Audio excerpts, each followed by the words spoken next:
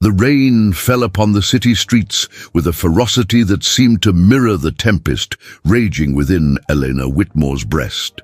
Her slight frame, clad in a coat grown thin with wear and want, pressed against the unforgiving concrete as she sought shelter beneath the narrow overhang of a boutique whose gleaming windows displayed treasures far beyond her modest means. The cruel irony was not lost upon her. Here she stood, a woman of education and refinement, reduced to seeking sanctuary like a common vagrant, whilst the world continued its relentless march around her. The letter clutched in her trembling fingers bore news that would have felled a constitution less steeled by adversity than her own. Her employment at Harwick & Associates, where she had labored these 3 years past as a junior research analyst, was to be terminated within the fortnight. The reasons, couched in the cold language of corporate necessity, spoke of restructuring and economic pressures, yet Elena knew the truth that lurked beneath such euphemisms. She had dared to question certain irregularities in the firm's handling of client accounts, had raised concerns about practices that seemed to skirt the very edges of propriety, and now she was to pay the price for her inconvenient conscience. The city around her pulsed with life and energy, its towers of glass and steel reaching toward heaven like modern cathedrals to the god of commerce. Pedestrians hurried past, their faces obscured by umbrellas and their thoughts consumed by pursuits she could scarcely fathom. How different their concerns must be from hers, they who possessed the security of steady employment, the comfort of knowing that their next meal was assured, the luxury of planning for futures that stretched beyond the immediate crisis of survival. Elena's thoughts turned, as they often did in moments of despair, to her father. Dr. Richard Whitmore had been a man of principle, a scholar whose dedication to truth had earned him both respect and enmity in equal measure. His research into environmental toxins had challenged powerful interests, and though his work had ultimately been vindicated, the professional isolation and financial struggles that resulted had worn him down like water upon stone. He had died when Elena was but 22, leaving her with little save his noble example and a fierce determination never to compromise her integrity for the sake of expedience. Yet integrity, she had discovered, was a luxury that poverty rendered increasingly difficult to maintain. The small inheritance from her father's estate had long since been consumed by her education and the necessities of urban existence. Her modest apartment, though clean and respectably furnished, consumed the greater portion of her salary, leaving little margin for the unexpected catastrophes that seemed to befall those least equipped to weather them. The rain continued its assault upon the city, each drop a reminder of nature's indifference to human suffering. Eleanor watched as it transformed the streets into rivers, carrying away the detritus of urban life, newspapers, fallen leaves, the discarded dreams of those who had come to this great metropolis seeking fortune and found only struggle. She saw in this watery chaos a reflection of her own circumstances, swept along by forces beyond her control toward an uncertain destination. A movement in the boutique window caught her attention, and she observed a young woman of her own age examining a dress whose price tag, glimpsed briefly, would have represented more than Elena earned in a month. The woman's face bore an expression of casual consideration, as though weighing the merits of this particular garment against countless others that filled her wardrobe. Elena felt no envy. Such emotions had been refined out of her by experience, but rather a kind of anthropological fascination with the ease that characterized lives unencumbered by financial anxiety. The storm showed no signs of abating, and Elena realized she could not remain indefinitely beneath her inadequate shelter. Her interview with Mrs. Blackwood, the formidable proprietress of a domestic staffing agency, was scheduled for 3 o'clock, and punctuality, she knew, would be essential if she hoped to secure even temporary employment. The prospect of domestic service, after her years of professional work, represented a retreat that wounded her pride, yet pride was another luxury she could ill afford. She clutched her portfolio more tightly, its contents representing years of diligent work and achievement that now seemed rendered meaningless by the cruel arithmetic of economic necessity. Within those pages lay evidence of her capabilities, research projects completed with distinction, letters of commendation from supervisors who had praised her analytical skills and attention to detail. Yet she knew that such credentials would count for little in her present circumstances. Mrs. Blackwood would be more concerned with her willingness to perform whatever duties were required, regardless of their relation to her education or experience. The wind, as though sensing her moment of decision, chose that instant to shift direction, driving the rain beneath her shelter with renewed force. Elena felt the cold water penetrate her coat, sending rivulets down her spine that seemed to carry with them all her accumulated disappointments and fears. She could delay no longer. With the peculiar courage that adversity sometimes grants to those who have exhausted all other options, she stepped into the storm. The assault was immediate and merciless. Within moments, her careful arrangement of hair was reduced to sodden strands that clung to her face and neck. Her shoes, already worn thin at the soles, provided little protection against the puddles that had transformed every depression in the pavement into a treacherous pool. Yet she pressed forward, driven by a determination that had been forged in the crucible of her father's example and tempered by her own trials. The streets seemed to stretch endlessly before her, each block a test of her resolve. The other pedestrians, better equipped for such weather or possessed of destinations that offered adequate shelter, moved with purposes that seemed to mock her own desperate urgency. She observed them with the detached clarity that extreme circumstances sometimes provide. The businessman who cursed his ruined shoes while speaking into a device worth more than she earned in a year. The mother who sheltered her child beneath an umbrella, while her own clothing bore the storm's assault. The elderly man who navigated the treacherous sidewalk with a dignity that remained uncompromised by age or infirmity. Each figure in this urban tableau reminded Elena of the vast network of human experience that surrounded her, lives intersecting briefly before diverging toward futures that remained forever unknowable. She wondered what combinations of circumstance and choice had brought each of these individuals to this particular moment, this specific intersection of time and place. Did they too carry burdens invisible to the casual observer? Did they too struggle against the weight of expectations unfulfilled and dreams deferred? The Mrs. Blackwood Employment Agency occupied the ground floor of a building that had once known grander days.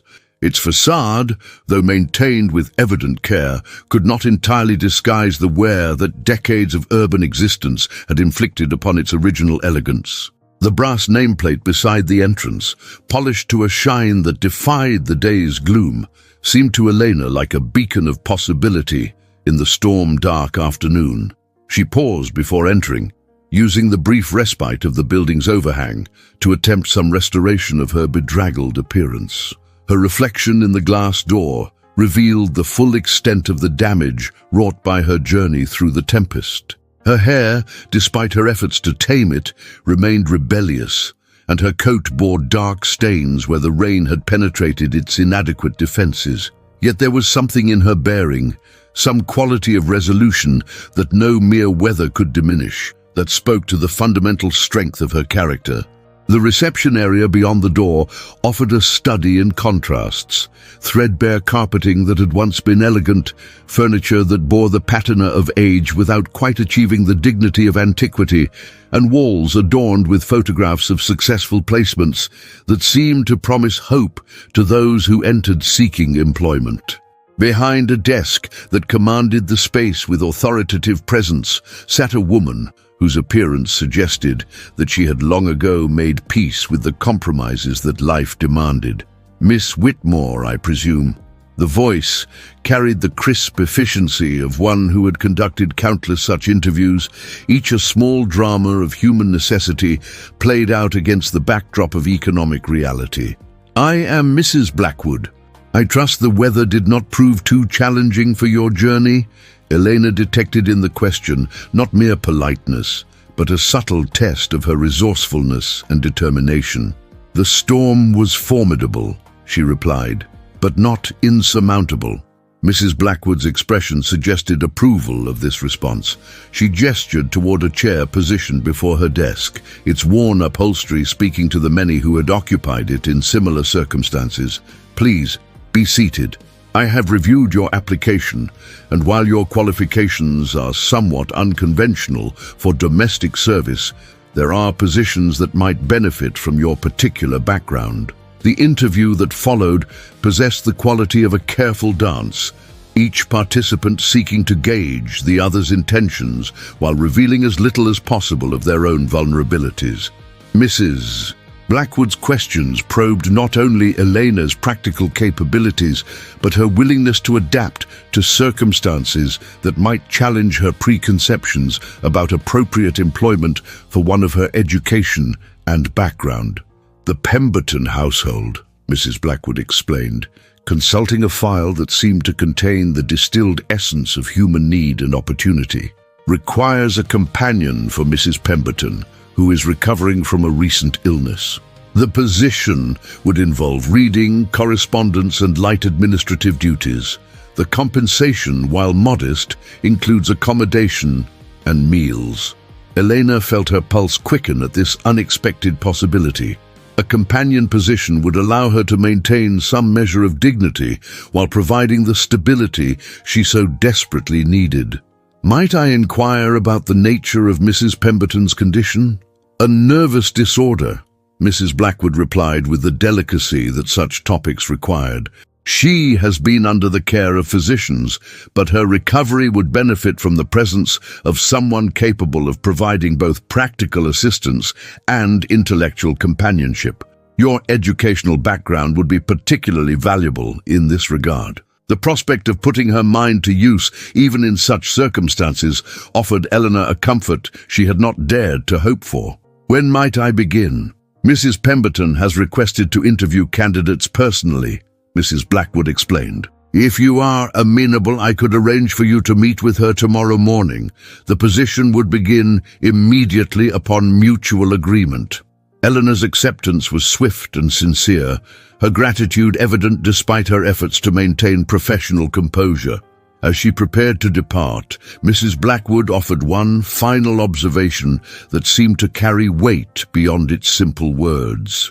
"Miss Whitmore, I have learned in my years of placing individuals in domestic service that the most successful arrangements are those where both parties recognize the fundamental dignity of honest work, regardless of its nature.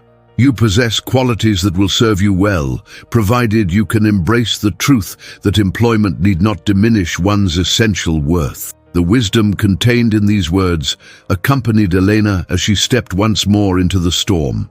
The rain continued its relentless assault upon the city, yet her step possessed a lightness that had been absent upon her arrival. She had navigated the treacherous waters of economic necessity and emerged with hope intact, her immediate future secured through her own efforts and determination.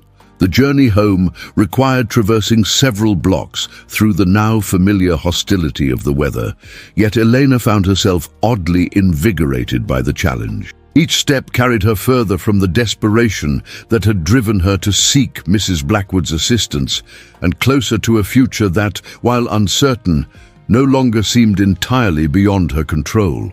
As she walked, her thoughts turned to the mysterious Mrs. Pemberton and the household she might soon join. What manner of woman was she, this invalid who sought intellectual companionship? What circumstances had led to her nervous disorder, and what role might Elena play in her recovery? The questions multiplied with each step, yet they carried not the weight of anxiety, but the anticipation of purpose restored. The storm began to show signs of waning as Elena reached her neighborhood, its fury spent against the indifferent mass of the city. She paused at the entrance to her building, a modest structure that housed individuals whose circumstances ranged from genteel poverty to frank desperation. and felt a peculiar satisfaction in the knowledge that she had faced the day's challenges without compromise to her essential principles. Her apartment, though small and furnished with items salvaged from more prosperous times, welcomed her with the warmth that comes from spaces imbued with personal history and hope deferred but not abandoned. She removed her sodden coat and shoes, surveying the damage wrought by her journey through the storm, and began the process of restoration that would prepare her for tomorrow's interview. The evening passed in preparation both practical and psychological. Elena selected her most appropriate attire for meeting Mrs. Pemberton, repaired what damage the day had inflicted upon her appearance, and composed herself for the encounter that might determine the trajectory of her immediate future. Yet beneath these surface activities lay a deeper preparation, a marshalling of inner resources that would enable her to present herself not as a supplicant, but as a capable individual seeking to apply her talents in service of another's need. As night settled over the city, bringing with it a temporary respite from the storm's fury, Elena reflected upon the strange circularities of fate that had brought her to this moment. Her father's principled stance had led to professional exile and financial struggle, yet those same principles had shaped her character in ways that now seemed to offer their own form of salvation. The education he had sacrificed to provide her, the moral foundation he had instilled through example rather than precept, the very qualities that had made her unsuitable for conventional commercial success, all of these now positioned her for a form of employment that promised not only survival, but the possibility of meaningful contribution. The night brought dreams of uncertain clarity, visions of grand households and mysterious invalids, of opportunities that might restore her fortunes and challenges that would test her resolve. Yet beneath these surface imaginings lay a deeper current of possibility, the sense that her story was entering a new chapter whose contents remained to be written by her own choices and actions. When morning arrived, bringing with it skies cleared of the previous day's fury, Elena prepared for her interview with the methodical care of one who understands that first impressions often determine the entire trajectory of human relationships. Her appearance, though modest, reflected the dignity that no circumstance could entirely diminish, and her bearing suggested the quiet confidence of one who had faced adversity and emerged with character intact. The address Mrs. Blackwood had provided led Elena to a district where prosperity manifested itself in architectural grandeur and carefully maintained facades. The Pemberton residence stood among its neighbors like a statement of enduring wealth, its Georgian proportions and elegant appointments, suggesting a household where tradition and refinement held sway over the more ostentatious displays of nouveau riche extravagance. Elena paused before the imposing entrance, gathering her courage for the encounter that awaited. The very air seemed charged with possibility, as though this moment represented a turning point whose consequences would ripple forward through time in ways she could not yet foresee. With a prayer for guidance and a heart steeled by necessity, she lifted the brass knocker and announced her presence to whatever fate awaited beyond those polished doors. The door opened to reveal a figure whose bearing spoke of long service in establishments where propriety reigned supreme. The butler, for such his manner proclaimed him to be, possessed that peculiar combination of deference and authority that marked those who had spent their lives managing the delicate machinery of wealth. His assessment of Elena was swift yet thorough, encompassing not merely her appearance, but some deeper quality that seemed to satisfy whatever criteria governed admittance to the Pemberton household. "Miss Whitmore, I presume? I am Hartwell. Mrs. Pemberton is expecting you." His voice carried the measured cadences of one who had learned to modulate his speech to match the refinement of his surroundings. "If you would be so kind as to follow me." The interior of the house revealed itself in stages, each room a testament to generations of accumulated taste and wealth. Elena's trained eye, sharpened by her father's appreciation for fine craftsmanship, noted the careful balance between ostentation and elegance that marked truly established households. Here were no gaudy displays of recent acquisition, but rather the quiet confidence of those who had never known want and therefore felt no need to proclaim their prosperity. Yet there was something else in the atmosphere, a quality of subdued tension that spoke to the household's current circumstances. The very perfection of the appointments seemed somehow defensive, as though order and beauty were being maintained through conscious effort against some encroaching chaos. Elena sensed, with the intuition that adversity had refined within her, that this was a house where trouble dwelt beneath surfaces of polished respectability. Hartwell led her through corridors adorned with portraits of ancestors whose painted eyes seemed to follow their progress with expressions of cautious judgment. These were the faces of those who had built and maintained the family fortune through decades of careful cultivation. Their collective gaze, a reminder that reputation was a currency more precious than gold and infinitely more fragile. Mrs. Pemberton receives visitors in the morning room, Hartwell explained, as they approached a door whose very position suggested its importance in the household's daily rhythm. I should mention that she tires easily since her illness, so I trust you will keep that consideration in mind during your interview. Elena murmured her understanding, though her curiosity about the nature of Mrs. Pemberton's condition had been heightened rather than satisfied by this oblique reference. The morning room, when she entered it, proved to be a study in careful contradiction, bright with natural light, yet somehow melancholy, furnished with objects of evident beauty, yet pervaded by an atmosphere of convalescent quietude. Mrs. Pemberton herself presented a figure of such fragile elegance that Eleanor felt an immediate surge of protective sympathy. She was a woman of middle years whose natural beauty had been refined rather than diminished by suffering, her pale complexion and ethereal bearing suggesting one of those Victorian heroines who seemed too pure for worldly existence. Yet her eyes, when they met Elena's, revealed an intelligence that no amount of illness could dim. "Miss Whitmore," she said, her voice carrying the faint breathiness that often accompanies nervous conditions, "how good of you to come." "Mrs. Blackwood spoke very highly of your qualifications, though I confess I find myself curious about what circumstances might lead someone of your evident education to seek employment as a companion." The question, though posed with gentle courtesy, struck to the heart of Elena's situation with uncomfortable precision. She recognized in it not idle curiosity, but the shrewd assessment of one who, despite her invalid status, remained acutely aware of the social currents that governed such arrangements. "Recent changes in my professional situation have made it necessary for me to seek new opportunities," Elena replied with careful honesty. "I find myself drawn to the prospect of employment that would allow me to use my educational background in service of someone who might benefit from intellectual companionship." Mrs. Pemberton's smile carried a warmth that transformed her entire countenance. How diplomatically phrased. "I suspect we are both women who have learned the necessity of maintaining dignity even when circumstances conspire against us. Please sit down. I should like to know something of your background and interests." The conversation that followed possessed the quality of a mutual interview, each woman assessing not only the other's qualifications, but their compatibility for an arrangement that would require the most delicate balance of professional duty and personal rapport. Elena found herself responding to Mrs.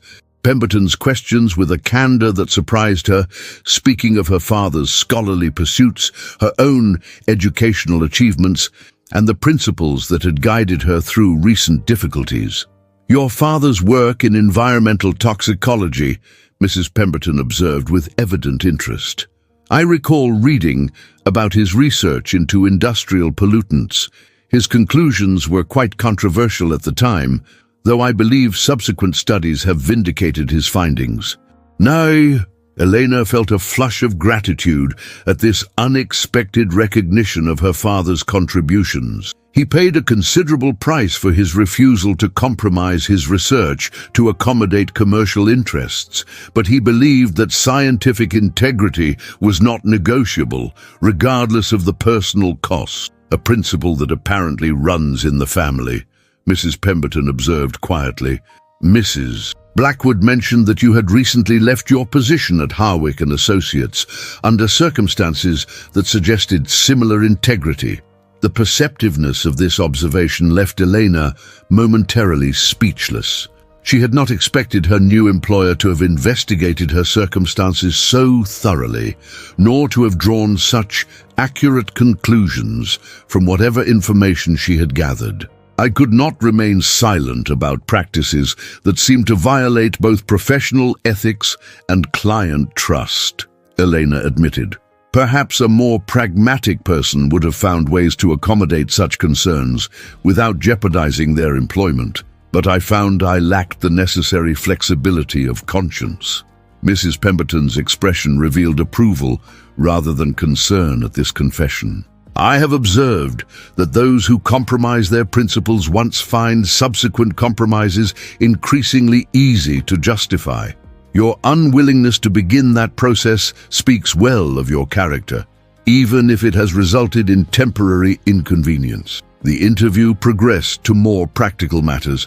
Elena's duties would include reading aloud, managing correspondence, assisting with light administrative tasks, and providing the intellectual stimulation that Mrs. Pemberton's physicians had recommended as part of her recovery. The compensation, while modest, included comfortable accommodation in the household and all necessities provided. There is one additional matter I should mention, Mrs. Pemberton said as their formal discussion drew to a close. My nephew occasionally visits, and his presence can be unsettling. He is a good man, but his circumstances are complicated, and I would ask that you maintain appropriate discretion regarding any encounters you might have with him. Elena agreed to this condition without fully understanding its implications, though she noted the shadow that crossed Mrs. Pemberton's features when she spoke of this mysterious relative. Whatever secrets the household harbored, she sensed that this nephew played a central role in the unspoken tension she had detected. When might you be able to begin? Mrs. Pemberton inquired, and Eleanor detected in her tone not merely practical interest, but a kind of hopeful urgency, as though the prospect of companionship represented more than mere convenience. I could begin as early as tomorrow, if that would be suitable, Eleanor replied, her own eagerness carefully modulated to maintain professional propriety. Excellent. Hartwell will show you to your quarters this afternoon so that you might familiarize yourself with your new environment. I confess I am quite looking forward to having someone with whom I can discuss literature and current affairs without having to explain every reference. Elena's departure from the Pemberton house was accomplished with considerably more optimism than had characterized her recent daily routine.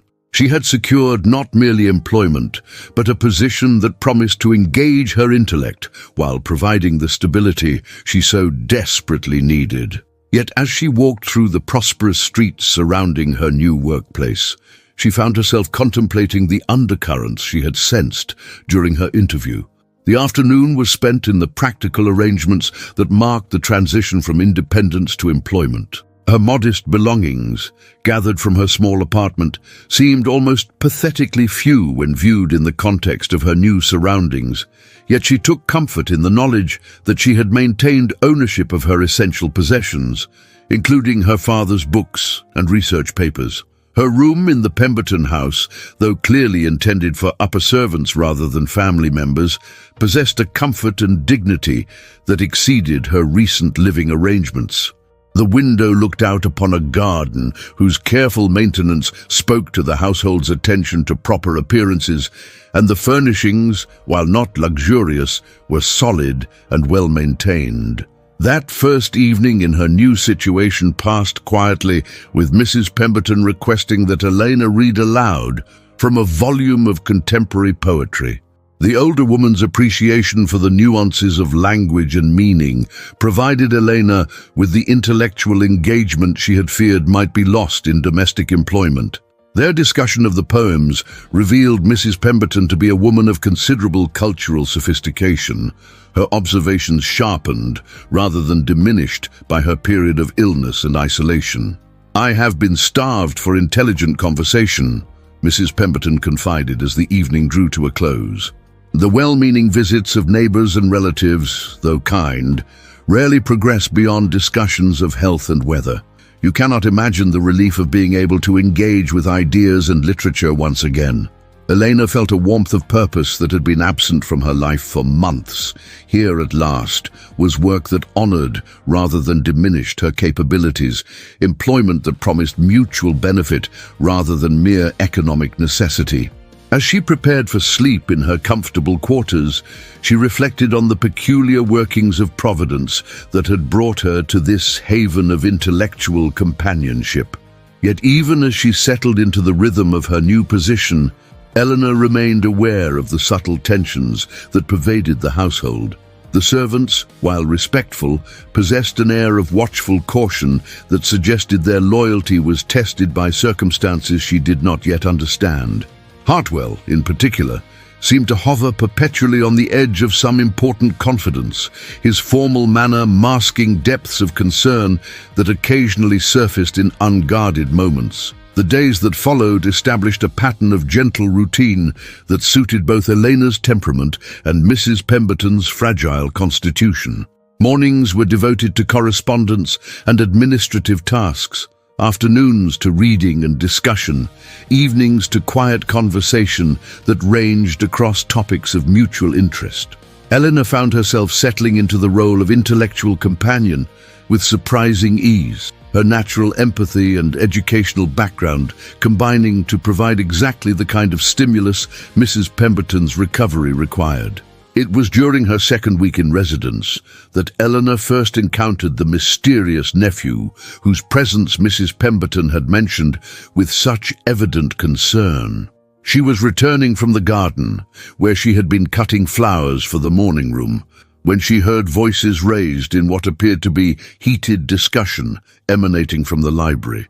Though her instincts counseled discretion, something in the tone of the conversation, a quality of desperate urgency that transcended ordinary family disagreement, compelled her to pause. "You cannot continue to ignore the reality of our situation," a masculine voice was saying, with barely controlled intensity. "The creditors will not be put off indefinitely with vague promises and partial payments." Mrs. Pemberton's reply, though too quiet for Elena to distinguish the words, carried the weight of profound distress. The pain in her tone stirred Elena's protective instincts, though she recognized that her position forbade any direct intervention in family matters. "I have explored every possible avenue," the man continued, his voice now carrying a note of exhausted desperation. "The business cannot be salvaged without significant capital investment, and the assets that might serve as collateral are already pledged to previous obligations." Elena realized she was witnessing a crisis of the sort that she had observed from a distance in her previous professional life, the slow-motion collapse of financial security that could reduce the most established families to circumstances not unlike her own recent straits. The irony was not lost on her that she had sought refuge in a household that might itself be facing the storms she had so recently weathered. The sound of footsteps approaching the library door galvanized Eleanor into movement, and she hurried toward the stairs that led to her quarters, her mind churning with the implications of what she had overheard. As she climbed, she heard the library door open and caught a glimpse of a tall figure in an expensive but somewhat rumpled suit, his bearing that of a man carrying burdens too heavy for his shoulders. Their eyes met for the briefest instant, and Elena felt a shock of recognition that had nothing to do with previous acquaintance. Here was a face that bore the marks of the same struggles she had known, the particular exhaustion that comes from fighting battles where honor and expedience wage war within one's soul. His features, though refined by breeding and education, carried the gaunt intensity of one who had learned that principle could be a luxury that circumstances might render impossible to afford. He paused on the threshold, his gaze holding hers with an intensity that seemed to strip away the pretenses that social convention demanded. In that moment of suspended time, Elena felt as though she were looking into a mirror that reflected not her physical appearance, but the essential qualities that adversity had revealed within her character. Here, she sensed, was another soul who had discovered that the comfortable assumptions of prosperous youth could be shattered by the implacable forces of economic reality. "I beg your pardon," he said, his voice now carefully modulated to conceal the raw emotion she had heard moments before. "I did not realize anyone else was about." Eleanor inclined her head in acknowledgement, her training in social niceties providing appropriate words even as her mind reeled from the unexpected encounter. "Good afternoon, sir. I am Elena Whitmore, Mrs. Pemberton's companion."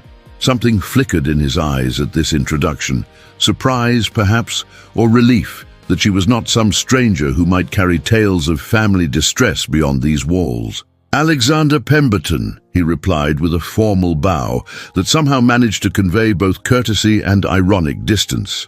"I trust my aunt is well. She is resting comfortably," Elena replied, conscious that this conventional response concealed rather than revealed the truth of Mrs. Pemberton's condition.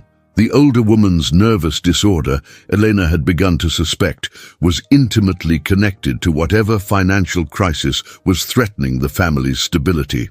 Alexander Pemberton nodded, but his attention seemed focused on some internal calculation rather than her words. She observed how his hands, which bore the refined appearance of one unaccustomed to manual labor, betrayed a slight tremor that spoke to the strain he was enduring.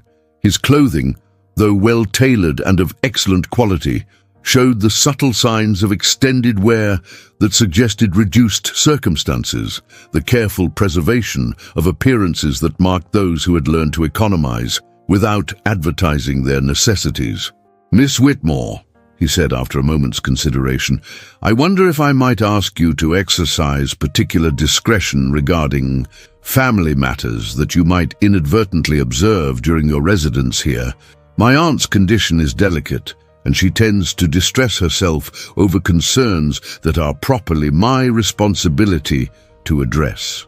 Elena recognized in this request both a plea for understanding and a test of her character. Her response would establish the terms of any future relationship between them, defining her not merely as an employee, but as someone who might be trusted with the family's private struggles. "You may rely upon my discretion, absolutely," she replied with quiet dignity. "I understand that households facing particular challenges require staff who can maintain appropriate confidentiality." The relief that crossed his features confirmed her suspicion that the Pemberton family's difficulties were both serious and pressing. Yet there was something else in his expression, a kind of surprised gratitude that suggested he had not expected to encounter such understanding from a mere domestic employee. "I'm grateful for your consideration," he said, and Elena detected in his tone a warmth that transcended the formal courtesy their respective positions demanded. "Perhaps we might have occasion to speak again under more pleasant circumstances." With that, he took his leave, but not before Eleanor caught another glimpse of that haunted intensity that marked his features. As she continued toward her quarters, she found herself unable to dismiss the image of his face or the memory of that moment when their eyes had met with such unexpected recognition. The remainder of the day passed in contemplation of this encounter and its implications for her position in the household. Mrs. Pemberton, when she emerged from her rest, seemed unusually agitated, her fragile composure evidently shattered by whatever discussion had taken place with her nephew.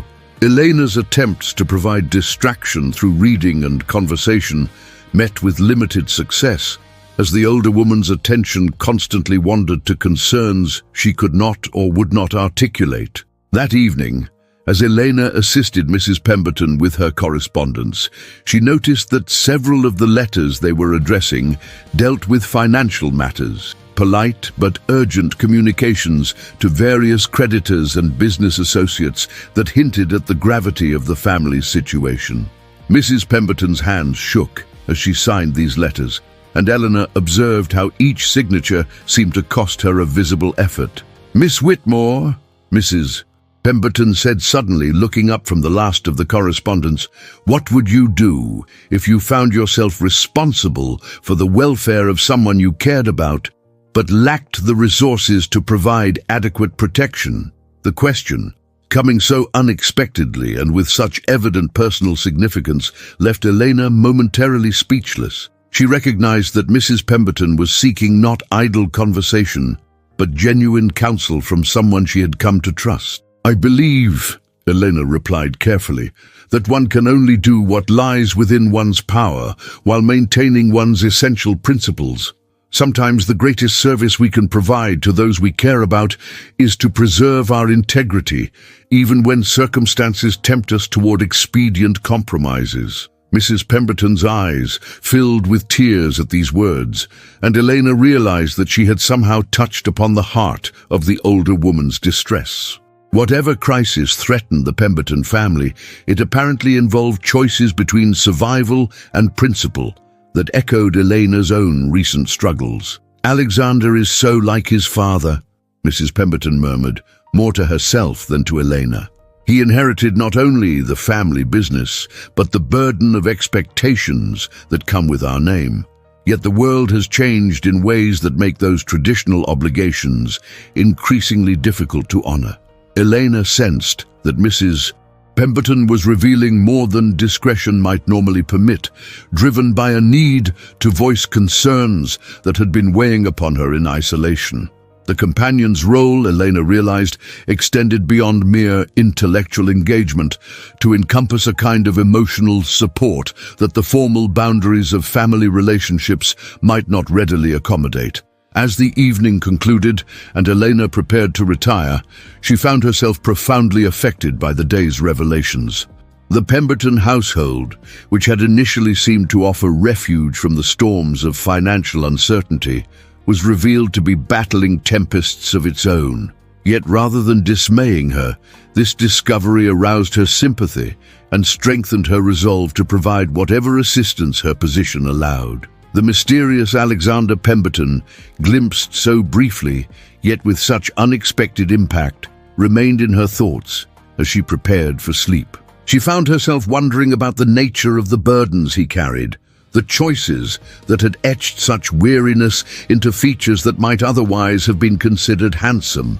There had been something in his manner, a quality of desperate determination that reminded her forcibly of her own struggles to maintain dignity in the face of circumstances beyond her control. Sleep, when it finally came, brought dreams of uncertain import, visions of grand houses crumbling while their inhabitants struggled to preserve appearances, of storms that threatened to wash away the careful structures of civilized existence. Yet throughout these troubled images ran a thread of possibility, a sense that even in the midst of crisis, human connection might offer a kind of salvation that no material security could provide. Elena awoke with the conviction that her arrival at the Pemberton house represented more than mere employment, that she had been brought by the mysterious workings of fate to a place where her own struggles with adversity might prove to be not a burden, but a qualification for understanding and perhaps alleviating the struggles of others. The days following Elena's first encounter with Alexander Pemberton possessed a quality of suspended tension, as though the entire household held its breath in anticipation of some inevitable catastrophe. Mrs. Pemberton's condition, rather than improving under the influence of intellectual companionship, seemed to deteriorate with each passing hour. She started at unexpected sounds, abandoned conversations mid-sentence, and spent long periods staring from the windows as though watching for the approach of some dreaded messenger. Eleanor found herself walking through the grand corridors of the house with increasing awareness of its fragility.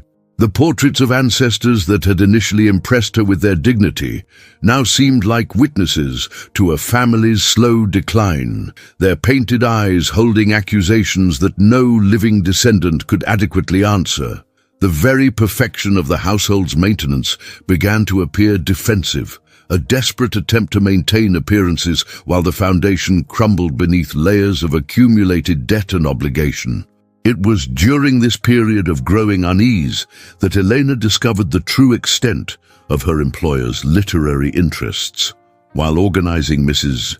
Pemberton's personal library, she encountered volumes that revealed a mind of considerable sophistication, first editions of contemporary authors, philosophical works that suggested deep engagement with questions of ethics and social responsibility, scientific treatises that demonstrated an understanding of current research far beyond what her invalid status might have suggested. "I see you have found my secret vice," Mrs. Pemberton observed with wan humor, entering the library to discover Eleanor examining a particularly worn volume of essays on social reform. "My late husband thought such interests unseemly in a woman of my station, but I confess I have never been able to limit my curiosity to topics deemed appropriately feminine." Elena felt a surge of recognition at these words, remembering her father's encouragement of her own intellectual pursuits, despite social conventions that suggested such interests were inappropriate for young women. "Learning seems to me a pursuit that should be governed by aptitude rather than social expectations," she replied, carefully replacing the volume in its proper position. "Precisely so," Mrs. Pemberton agreed with more animation than she had shown in days. "Though I have learned that such views can prove complicated when one's circumstances require accommodation to others' expectations." The conversation that followed revealed depths to Mrs. Pemberton's character that previous interactions had only hinted at. She spoke of her youth spent in charitable work among the city's poor, of research she had conducted into working conditions in local factories, of correspondence with reformers whose names Elena recognized from her father's own social circles. Yet she also spoke of the gradual curtailment of these activities as marriage and social obligations demanded conformity to more conventional patterns. "I suspect," Mrs. Pemberton said with particular emphasis, "that you understand something of the conflict between personal convictions and social necessities. Your recent employment difficulties, if I may speak plainly, suggest that you too have discovered the price of maintaining principles in a world that values accommodation above integrity." Elena found herself once again moved by the older woman's perceptiveness. "I have learned that the luxury of choice is often available only to those whose circumstances do not require immediate compromise," she admitted. "Yet I have also discovered that some compromises exact a price that makes their acceptance impossible, regardless of practical consequences." This exchange marked a turning point in their relationship, transforming Elena from mere companion to confidant. Mrs. Pemberton began to share details of the family situation that revealed the full gravity of their circumstances. The Pemberton fortune, accumulated through generations of careful investment and prudent management, had been devastated by Alexander's well-intentioned but ill-fated attempts to modernize the family business. He inherited a textile company that had provided steady, if unspectacular, returns for decades, Mrs. Pemberton explained during one of their private conversations. But Alexander possessed his father's visionary temperament, combined with his generation's faith in technological solutions. He invested heavily in new machinery, expanded production capabilities, entered markets that seemed to promise unlimited growth. Elena listened with growing sympathy as the familiar pattern of entrepreneurial disaster unfolded. She had observed similar tragedies during her time at Harwick and Associates, watching as ambitious individuals discovered that innovation without adequate capital reserves could prove as destructive as stagnation. The recession struck just as his expansion reached its most vulnerable point, Mrs. Pemberton continued, her voice barely above a whisper. Demand collapsed, creditors began demanding immediate payment, and Alexander found himself trapped between obligations he could not meet and principles he could not abandon. "What sort of principles?" Elena inquired gently, sensing that this question approached the heart of the family's distress. Mrs. Pemberton's expression revealed pride mingled with despair. He refuses to reduce wages or dismiss workers whose families depend upon their employment.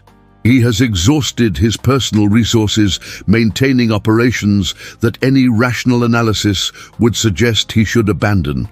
His commitment to those who work for him has become a form of financial martyrdom that threatens to destroy not only himself, but everyone who depends upon him. Elena felt a complex mixture of admiration and concern at this revelation.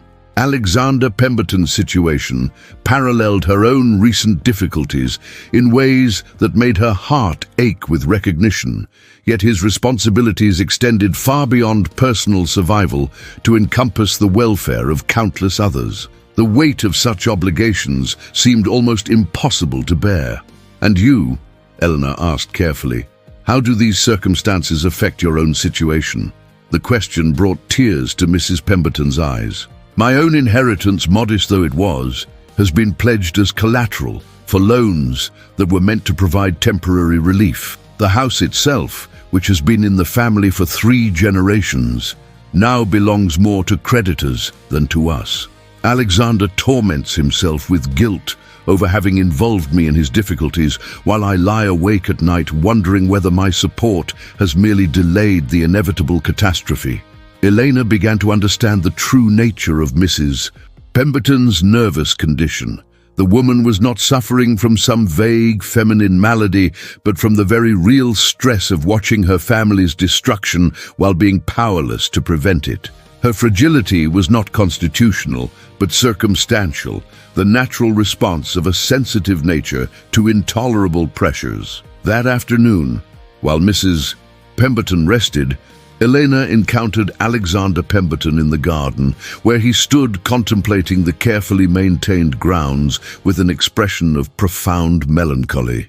His appearance, though still maintaining the standards appropriate to his station, showed further signs of the strain he was enduring. His clothing, while clean and properly pressed, bore the subtle marks of extended wear, and his face showed the gauntness that comes from meals postponed in favor of more pressing concerns. "Miss Whitmore," he said, turning as she approached along the gravel path, "I trust my aunt is well today."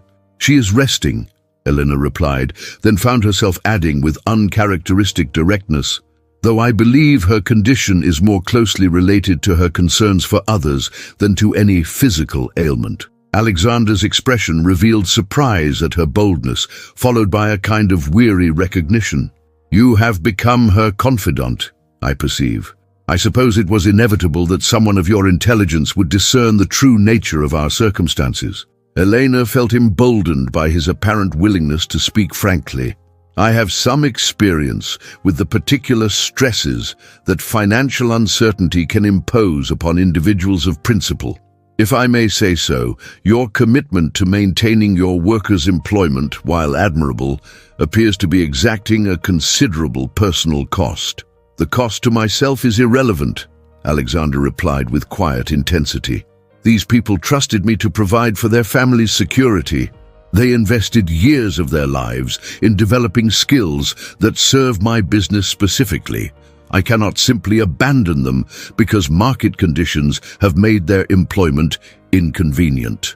Elena recognized in his voice the same inflexible determination that had guided her father's research and her own recent professional choices. Yet she also heard the exhaustion of someone who had pushed himself beyond reasonable limits in service of an ideal that circumstances might render impossible to maintain. "Sometimes," she ventured carefully, "the greatest service we can provide to those we wish to protect is to preserve our ability to help them in the future, even if that requires accepting temporary disappointments in the present." Alexander turned to face her fully, his eyes holding that same intensity she had noticed during their first encounter. "You speak as one who has faced similar choices. What decisions did you make when circumstances forced you to choose between principle and survival?" The question struck at the heart of Eleanor's own recent struggles, forcing her to examine her choices with uncomfortable honesty. "I chose principle," she admitted, "though I am not certain whether that decision reflected moral courage or simply an inability to envision acceptable alternatives." "And do you regret that choice?" Elena considered this question with the seriousness it deserved. I regret the necessity of making such a choice at all. But I have learned that compromises made from desperation tend to require further compromises, until one discovers that the person one has become bears little resemblance to the person one intended to be. Alexander nodded slowly, as though her words confirmed conclusions he had reached through his own painful experience. Yet there are times when the luxury of maintaining one's principles must be weighed against the immediate needs of others who have no choice in the matter.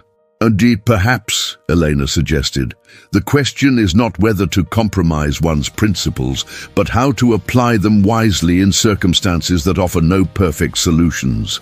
They walked together along the garden paths as the afternoon light began to fade, their conversation ranging across topics that touched upon philosophy, ethics, and the practical challenges of maintaining integrity in a world that seemed designed to reward expedience.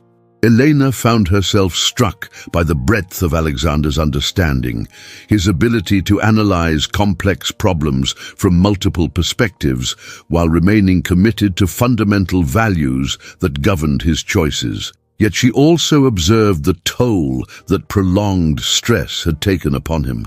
His natural animation was subdued by weariness, his gestures constrained by the careful control of someone who had learned to conserve energy for battles that demanded his full attention. There was something almost ethereal about him, as though the pressures he faced were burning away everything non-essential, leaving only the pure determination that drove his continued efforts. "Miss Whitmore," he said, as they reached the conclusion of their circuit around the garden, "I wonder if I might ask your opinion on a matter of some delicacy." Elena felt a flutter of apprehension at this request, uncertain whether her position in the household qualified her to offer advice on family matters of such gravity. Yet something in his manner suggested that he valued her perspective precisely because she stood outside the family's immediate concerns while possessing understanding born of similar struggles. "I am at your disposal," she replied carefully. Alexander paused, seeming to gather his thoughts before speaking. "I have received an offer that would resolve our immediate financial difficulties, but acceptance would require modifications to my current approach that I find difficult to contemplate." Eleanor waited in silence, recognizing that he needed to articulate his dilemma fully before seeking counsel. "A consortium of investors," he continued, "has expressed interest in acquiring the business and its assets. They would assume all current debts, maintain operations at current levels, and provide my aunt and myself with sufficient funds to live comfortably. The arrangement would even include a management position that would allow me to continue overseeing day-to-day operations." "Such an offer would seem to address all your primary concerns," Eleanor observed. "Yet I detect reluctance in your manner that suggests complications I have not yet perceived." Alexander's expression revealed the depth of his internal conflict. The investors in question have a reputation for aggressive cost reduction strategies. Their initial proposals include wage cuts, benefit reductions, and workforce consolidation that would effectively eliminate half the current positions. They assure me that such measures are temporary, necessary adjustments to restore profitability, but their track record suggests otherwise. Elena felt her heart sink as she recognized the cruel irony of his situation. The very solution that would preserve his family's security would require betraying the workers whose welfare had motivated his sacrifices. It was a choice between competing loyalties that seemed designed to destroy whatever decision he ultimately made. "Have you sought alternative solutions?" she asked, though she suspected that someone of his intelligence and determination would have exhausted every possibility before considering such a compromise. "Every conventional source of capital has been approached," Alexander replied with weary thoroughness. "Banks, private investors, even government programs designed to assist struggling businesses, all have declined to provide assistance without conditions that would effectively transfer control to parties whose priorities differ significantly from my own." Elena found herself moved by the tragedy of his circumstances. Here was a man whose generous instincts had led him to expand his business in ways that would benefit not only himself, but all those employed by his enterprise, yet whose very generosity had made him vulnerable to economic forces that punished such consideration. His refusal to abandon his workers had made him a prisoner of his own principles, trapped between competing moral imperatives that seemed to offer no honorable resolution. "When must you provide an answer to this consortium?" she inquired. "They have granted me 1 additional week to consider their proposal," Alexander replied. "After that, they suggest, market conditions may force them to withdraw their offer in favor of other opportunities." Elena recognized the familiar pressure tactics that she had observed in her previous professional life, the artificial urgency designed to prevent careful consideration of alternatives. Yet she also understood that Alexander's desperate circumstances left him with little leverage to negotiate more favorable terms. As they prepared to return to the house, Eleanor found herself grappling with emotions that extended far beyond professional sympathy. Alexander Pemberton's struggles awakened something within her that she had not experienced since her father's death, a desire to provide not merely support, but active assistance to someone whose character commanded her deepest respect. Yet she recognized that her position as a domestic employee limited her ability to offer anything beyond moral encouragement. That evening, as she assisted Mrs. Pemberton with her correspondence, Eleanor found the older woman unusually agitated. Her hands shook more pronounced than usual, and her attention wandered repeatedly from the tasks at hand. "Alexander seems particularly burdened today," Mrs. Pemberton observed with evident concern. "I fear that whatever decision he is contemplating may exact a price that will prove more devastating than the problems he seeks to solve." Elena realized that Mrs. Pemberton was aware of the consortium's offer and its implications, though she had apparently not been consulted about Alexander's response. The older woman's distress reflected not only concern for the family's financial situation, but fear that her nephew might sacrifice his essential integrity in a misguided attempt to protect others. "Perhaps," Elena suggested carefully, "there are solutions that have not yet been fully explored. Sometimes fresh perspectives can reveal possibilities that prolonged focus on immediate problems might obscure." Mrs. Pemberton's eyes brightened with sudden hope. "You speak as someone who might possess such perspective. Your background in financial analysis, combined with your understanding of our particular circumstances, might indeed reveal approaches that family loyalty has prevented us from considering objectively." Elena felt a thrill of possibility at these words, though she was careful not to raise expectations beyond what her capabilities might reasonably fulfill. "I would be honored to review any documents or information that might prove relevant, though I must caution that my expertise is limited to analytical methods rather than practical experience in business management." "Nevertheless," Mrs. Pemberton replied with growing enthusiasm, "your distance from our emotional investment in particular outcomes might allow you to perceive solutions that we have overlooked. Would you be willing to examine our financial records and perhaps offer observations that might inform Alexander's decision?" Elena's acceptance of this request was immediate and sincere, though she was acutely aware of the responsibility such an undertaking would entail. She would be reviewing not merely numbers and projections, but the accumulated dreams and fears of people whose futures hung in the balance of decisions she might influence. That night, alone in her quarters, with a collection of financial documents that told the story of the Pemberton family's decline, Elena felt the weight of expectations that extended far beyond her formal employment. She had been invited to participate in deliberations that would determine not only the fate of her employers, but the welfare of countless others whose names appeared only as entries in payroll records.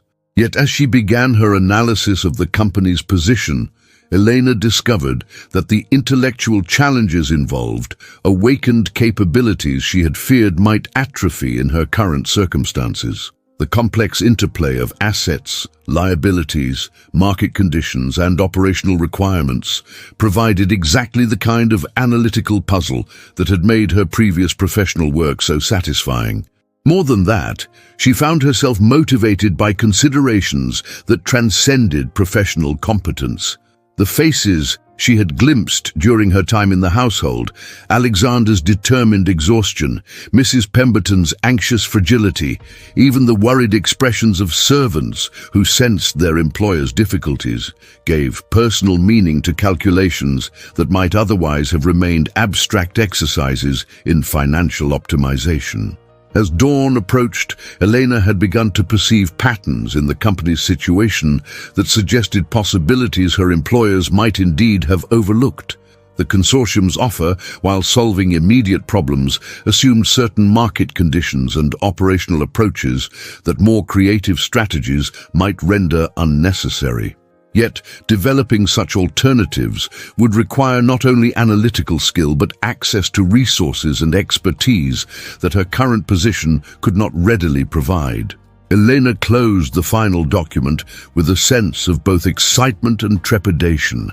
She had identified potential solutions to the Pemberton family's crisis, but implementing them would require forms of assistance that would necessarily transform her relationship with both Alexander and his aunt, from that of employee to something approaching partnership.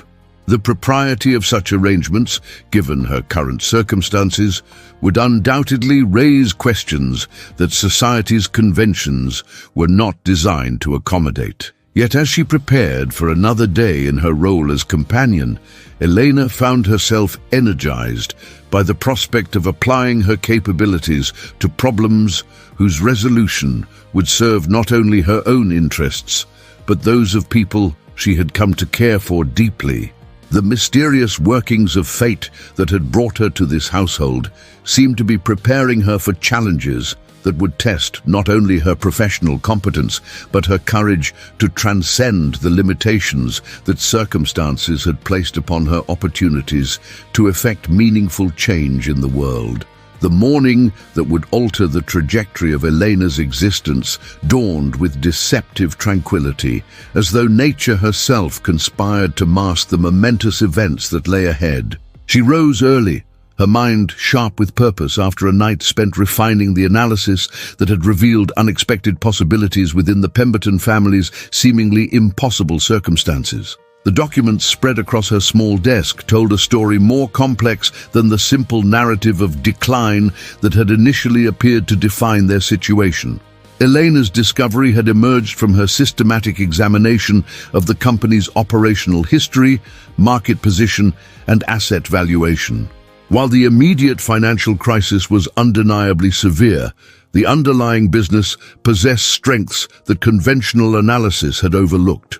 The workforce that Alexander refused to abandon represented not merely an expense, but a reservoir of specialized skills developed through years of experience with the company's unique production methods. The machinery he had purchased, though creating burdensome debt service, had positioned the company to serve markets that competitors could not efficiently access. Most significantly, Elena had identified government contracts for specialized textiles that the company was uniquely qualified to fulfill, opportunities that had gone unnoticed during the family's focus on immediate survival. These contracts, individually modest but collectively substantial, could provide the stable revenue base necessary to restructure existing debt while maintaining current employment levels. Yet, transforming this analysis into practical solutions would require negotiations with government agencies, creditors, and potential partners. Activities that extended far beyond Mrs. Pemberton's health needs or Elena's formal qualifications as a companion. She recognized that presenting her findings would necessarily involve revelations about her background and capabilities that might fundamentally alter her relationship with her employers. Mrs. Pemberton received Elena's request for a private meeting with an eagerness that suggested she had been awaiting such a development.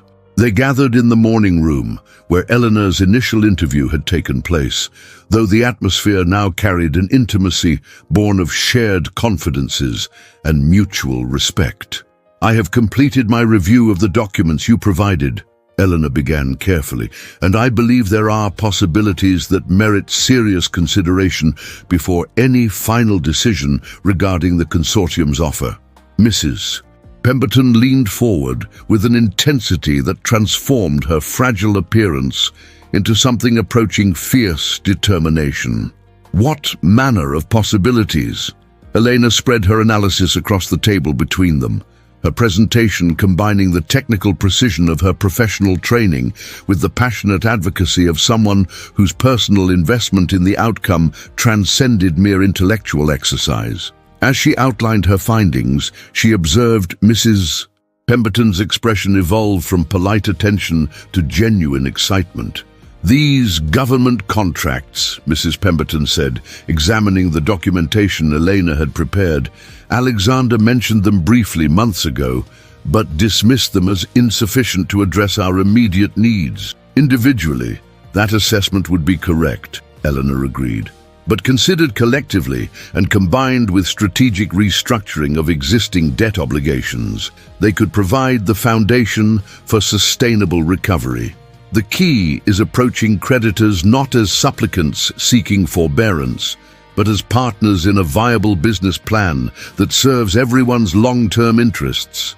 Mrs. Pemberton's eyes sparkled with the first genuine hope Eleanor had observed since entering the household. "You speak with the authority of someone who has managed such negotiations personally. Your background extends beyond what our initial discussions revealed, does it not?" Eleanor felt the moment of truth arriving with inevitable force. "My experience at Harwick and Associates involved precisely these types of financial restructuring projects. I have seen companies in circumstances more desperate than your family's achieve remarkable recoveries through creative approaches to debt management and market positioning. And you believe such an approach could succeed in our case? I believe it represents the best opportunity to preserve both the business and the principles that make its preservation worthwhile," Elena replied with conviction. "But implementation would require someone with the expertise and credibility to manage complex negotiations with multiple parties." Mrs. Pemberton studied Elena's face with the penetrating gaze of one who had spent a lifetime assessing character and motivation. "Someone such as yourself, for instance." The directness of this observation left Elena momentarily speechless. She had approached their conversation intending to present analysis and recommendations, not to propose fundamental changes to her own role within the household. Yet she recognized that her findings were meaningless without someone qualified to implement them.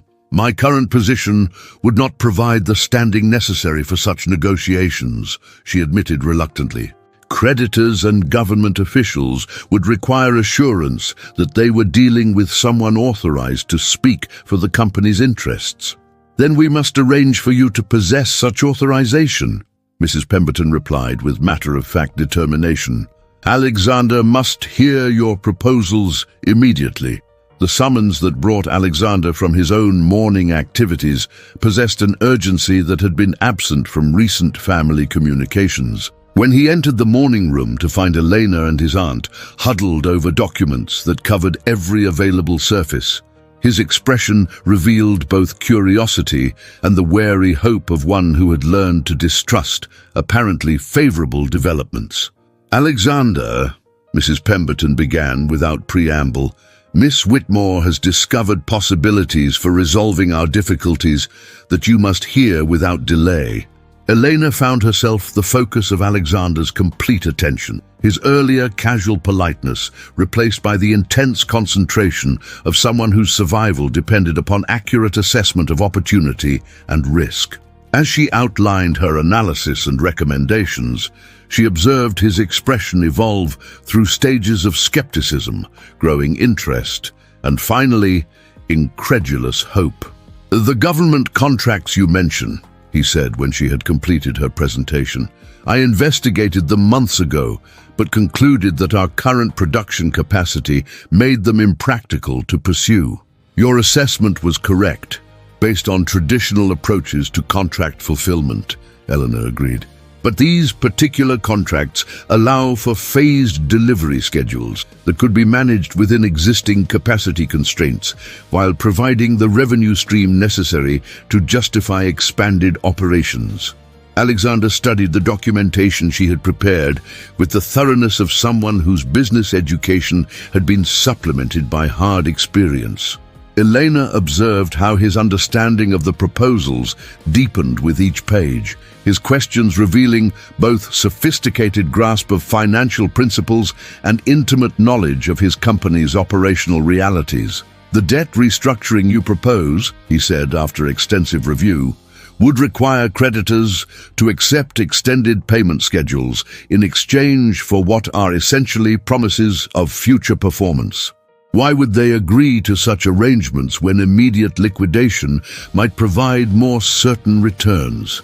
Elena felt a thrill of recognition at this question, which struck to the heart of successful financial restructuring, because liquidation values in the current market would provide creditors with significantly less recovery than patient acceptance of a well-structured payment plan.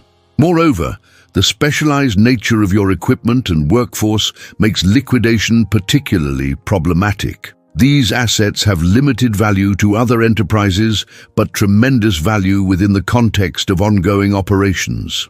The discussion that followed possessed the quality of a master class in applied finance, with Elena and Alexander exploring every aspect of the proposed strategy, while Mrs. Pemberton listened with growing amazement.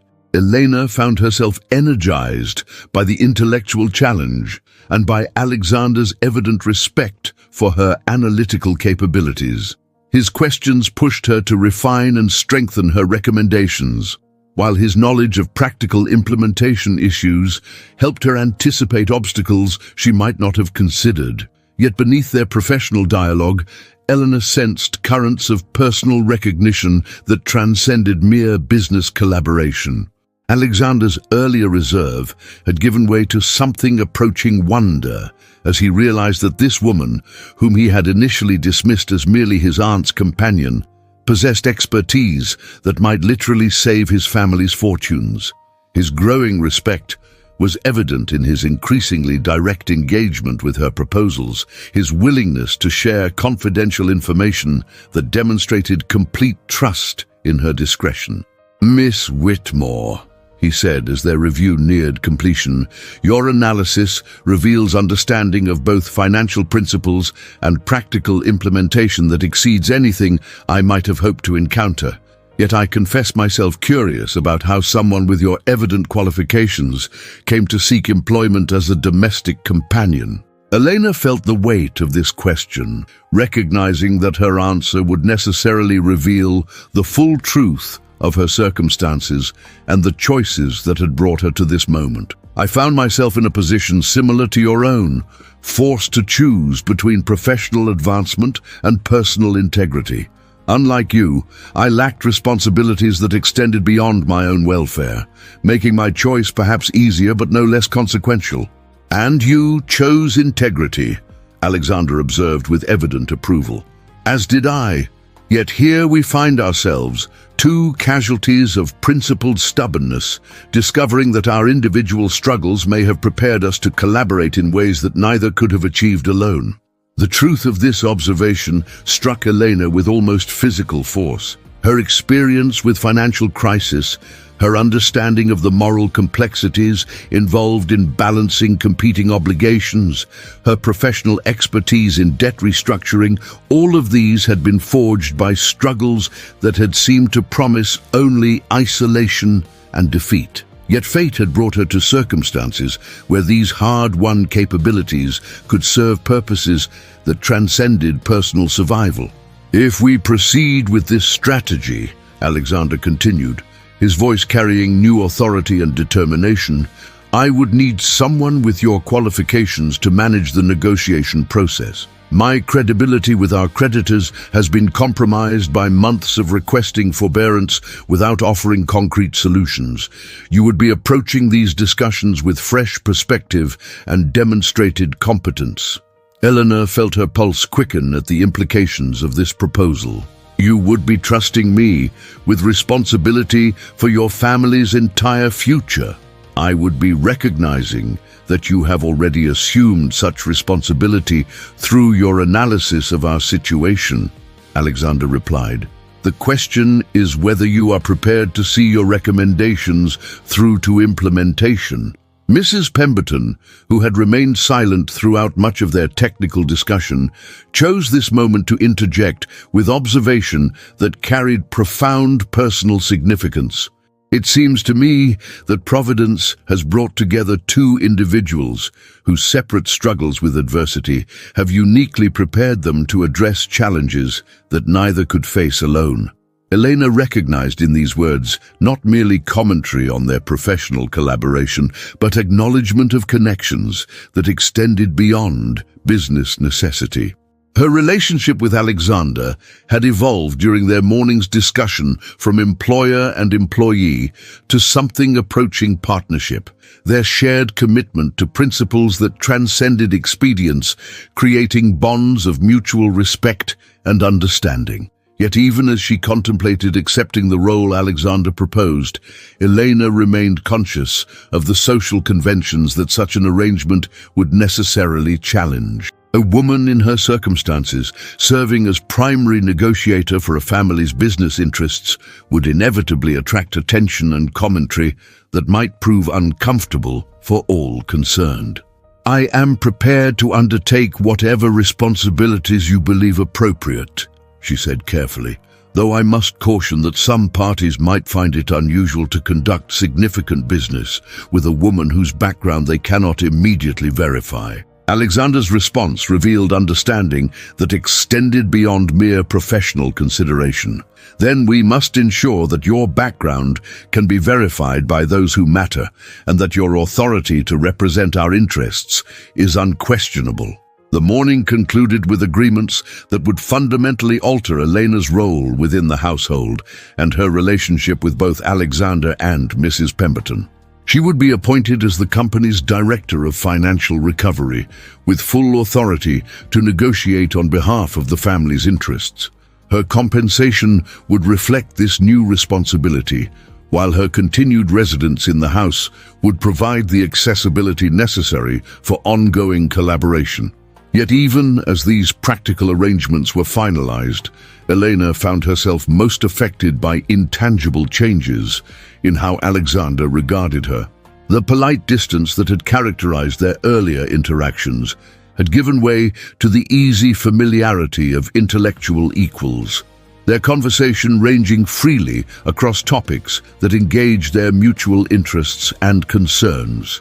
The weeks that followed tested every aspect of Elena's professional capabilities and personal reserves.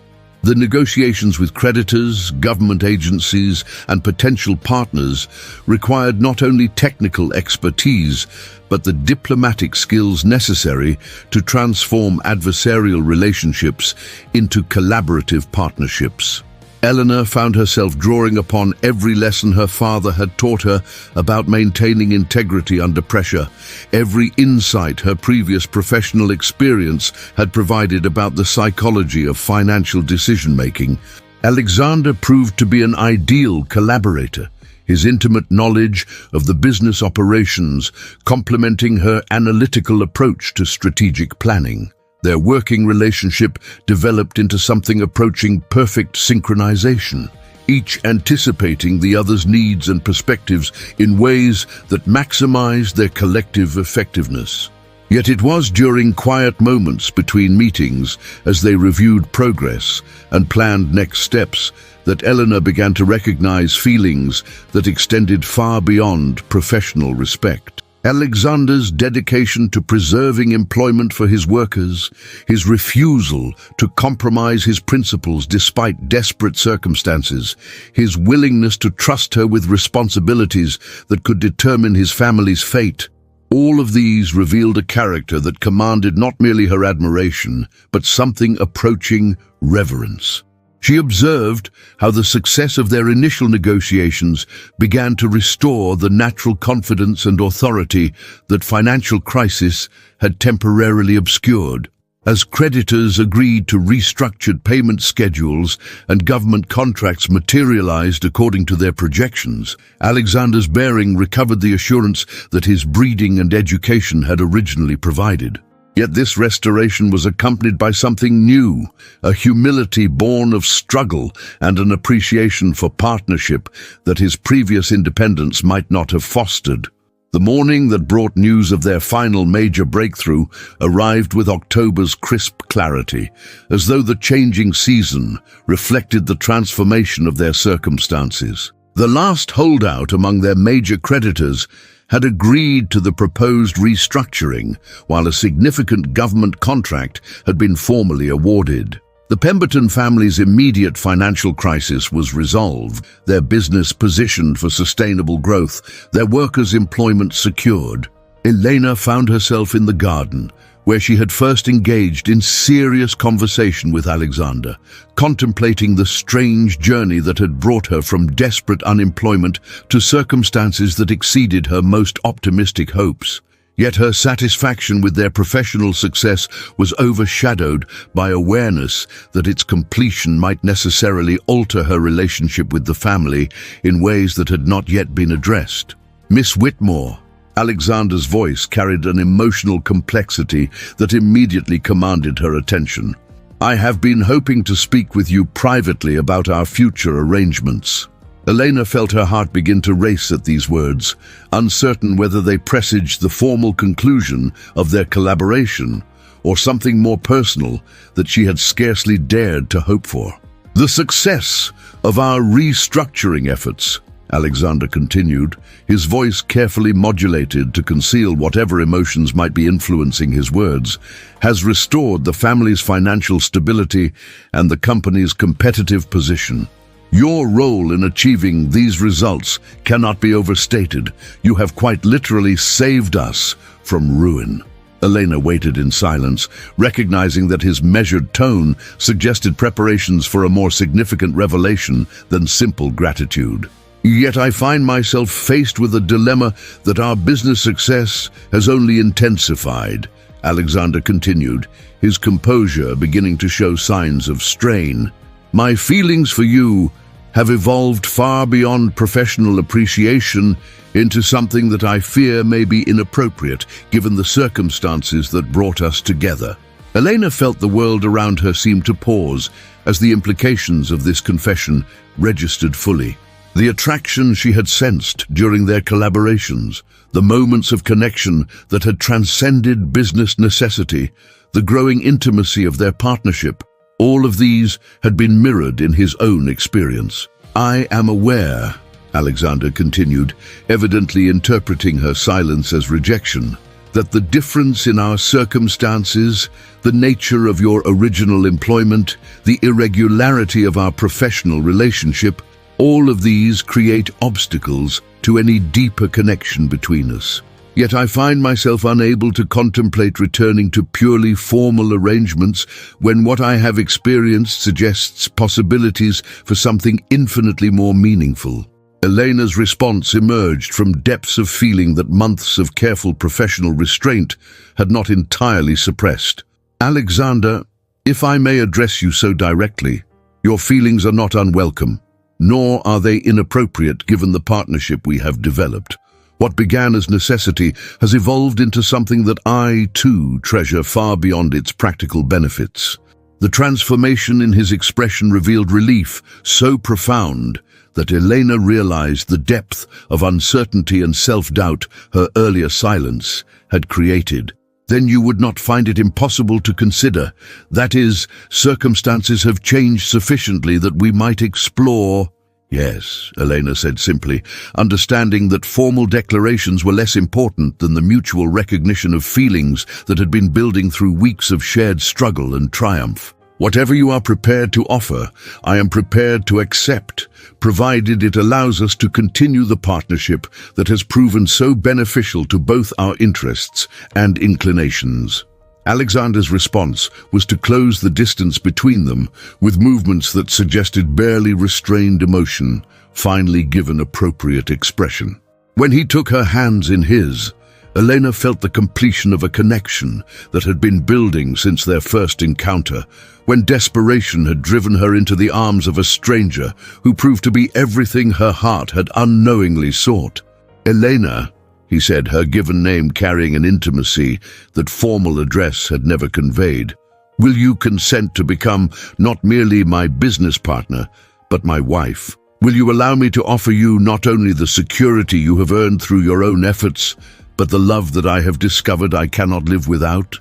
Elena's acceptance was immediate and complete, her joy uncomplicated by considerations of social convention or practical advantage. She had found in Alexander not merely escape from her financial difficulties, but recognition of her essential worth, opportunity to apply her capabilities meaningfully, and love that honored both her independence and her deepest emotional needs.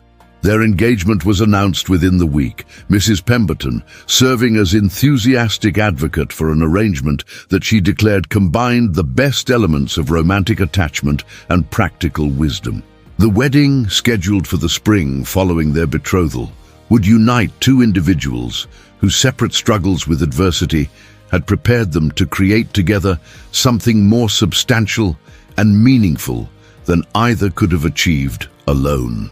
As winter approached, Eleanor reflected on the extraordinary sequence of events that had transformed her from desperate supplicant to cherished partner. The storm that had driven her to seek shelter had ultimately delivered her to safety, more complete than any mere employment could have provided. The principles that had cost her conventional security had qualified her for opportunities that conventional success could never have offered. Alexander's love, declared and returned, provided the final element in a transformation that seemed to vindicate her father's faith in the ultimate rewards of maintaining integrity, regardless of immediate cost. She had discovered that character, tested by adversity and refined by struggle, could attract recognition and partnership from those whose values aligned with her own.